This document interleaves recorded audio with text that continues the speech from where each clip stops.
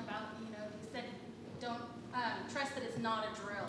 Are we going to have a drill? Because in this last one that happened on Thursday, there were some glitches, at least in building 2. I don't know if everyone else got notified in the other buildings, but if you were in a back classroom and you weren't somewhere where the hallways were, nothing came over the phones. So by the time I am supposed to be for our area, check the area, we heard it from a student, stood in the hallway, heard something was going on, had to tell everybody. No one had heard it in the back at all. Like, we didn't even hear anything that the commotion was coming on, except a student had poked their head in and said, hey, something's going on. By the time I came downstairs, there were people just sitting, laying against the building. Like, they were just sitting there chilling out, waiting. They didn't know that it said to evacuate campus. I didn't know that until the next day when I got back to campus to be told, oh yeah, you were supposed to get in your car and leave. So, I mean, we were in the evacuation area, standing there, not knowing that's what we were supposed to be doing. Well, that's unacceptable. And we always have as a routine, for lack of a better word, a post-mortem, a post-event assessment. And we've heard about that shortcoming, and we've made note of it, and we're going to work to address it. But thank you. Thank you guys so much for doing all you can to help protect this and help keep us safe. And I kind of hate to turn over the leaf from safety to something else, but I would like to know, what is the financial impact of all these missed days, canceled classes, shutting down the school? What kind of impact does that do on our finances? Well, we looked into that a little bit. I think we estimated perhaps about 8,000 people, faculty and students, are affected on a day when that happens.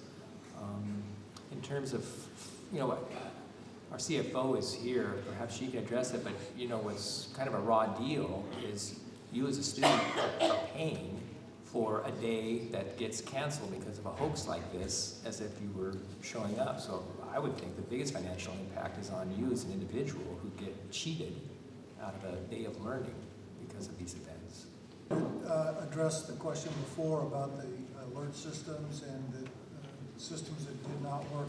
We really do appreciate knowing when those messages don't go out.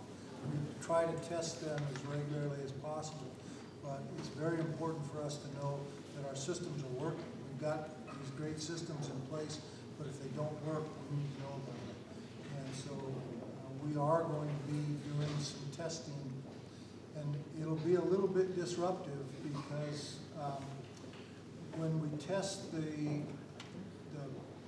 it's called the Burby system, the one that makes the broadcast over the telephone or in the speakers, we just about have to do it when there are people here, or we won't know if it works or not. So that will probably be a little bit disruptive.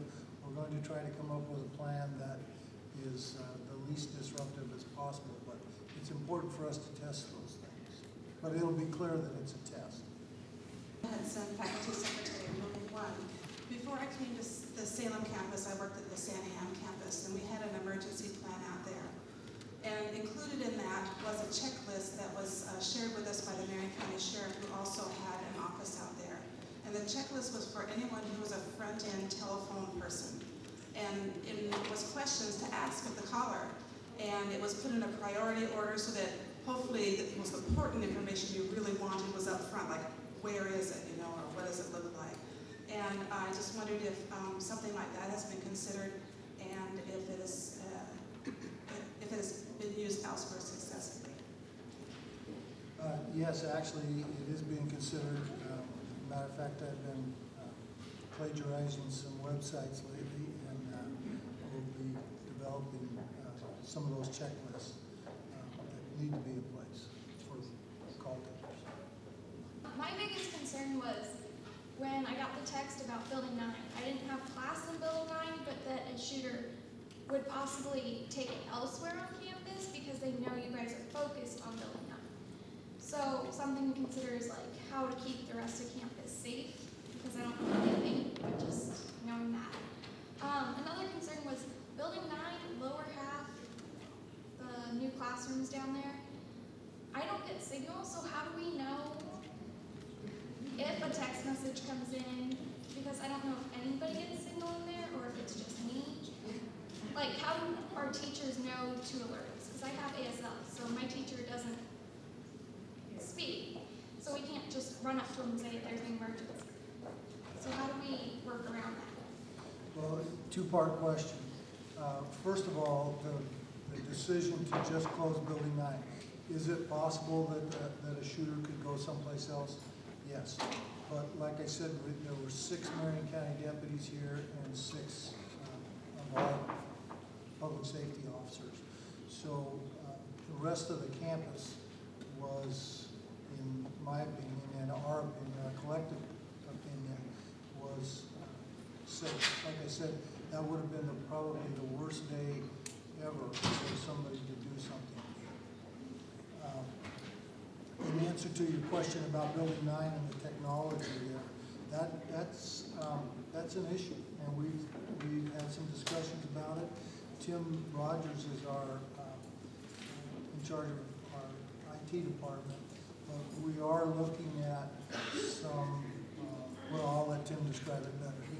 Yeah, hi, I'm Tim Rogers. Bill was just referring to me. One of the things that we're actively doing right now for all of our sites is identifying some of those cell phone dropouts and installing the proper repeater equipment to make sure that you do get signals in events like this. So that is underway. I could also add that part of our system are building evacuation coordinators, human beings who have volunteered to help us clear areas when they've been identified.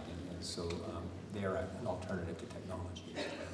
There's another piece of technology that we're looking at, and that's a smoke detector, fire alarm system that's also a banner, printed information, and a flashing light, so that message can be delivered in text as well as verbally. So the hearing impaired would benefit from that.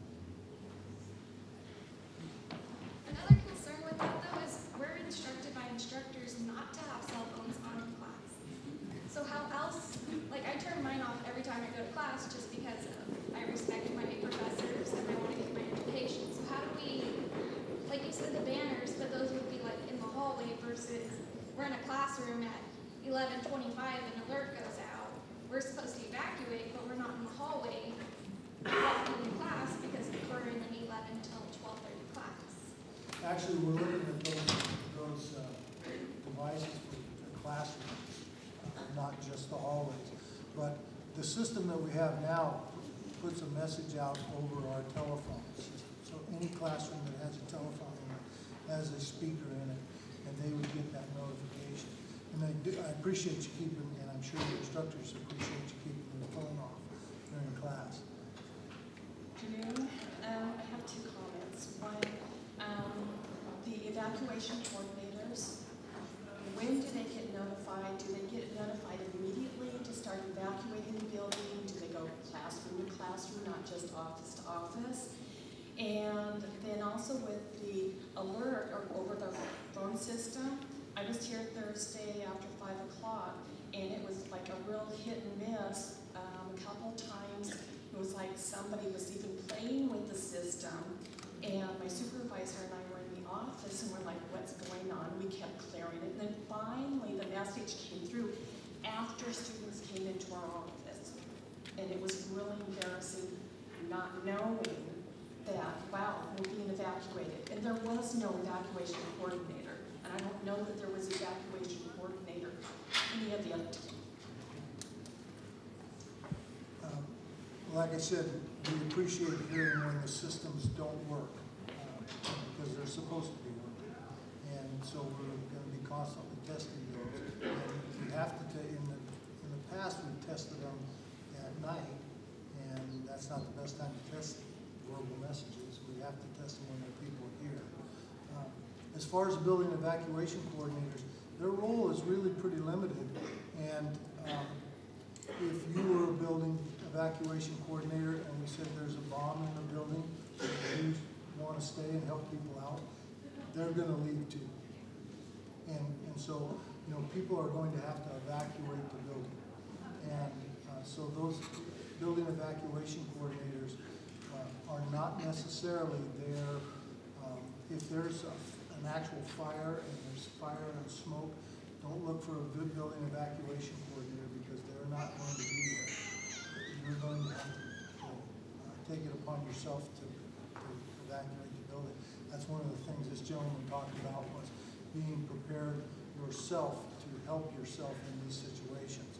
And like Dawn said, you know, there was only 12 people, 12 emergency personnel here, and there's way more of you out there. So you have to think about your personal safety and what would I do to survive. And you need to think about those things ahead of time and have some plans in place. What will I do if? And, you know, I've been training for emergencies my entire life, so it's kind of second nature, and it's not like I'm walking around paranoid all the time, and I don't mean for you to be that way either. But you do need to think about your personal safety and what will I do. And so we're making notes of this feedback that you're giving us that will go into further planning and further practicing and further adjusting.